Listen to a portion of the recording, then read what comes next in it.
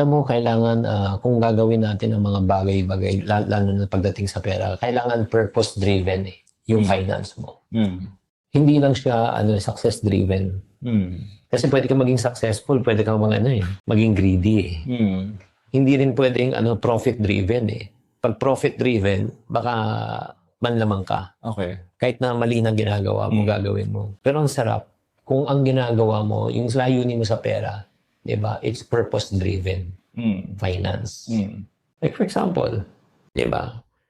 Bakit mo gustong pagpalain ka ng Diyos para gumanda ang buhay mo?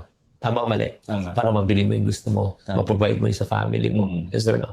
Pero may mas malalim pang kahulugan doon. Ano ibig sabihin? Sino sa inyo mga nakikinig at nanonood ngayon sa vlog na ito, type me sa comment section. Kung nakikinig at nanonood, gusto mo ba bless? Type yes kung gusto mo bless. So kung nagtatype ka ng yes right now, the reason why God wants to bless you and me so that we can become a blessing to others. Amen. Tayo pinagpala ng Diyos para magpagpapala sa kapwa. Ganda na. Na alam mo yung layunin mo kung bakit ka gusto pang kumita. Hindi lang para sa sarili mo. Para maging daluyan ka ng papala. Amen. So that's what you call as purpose-driven finance.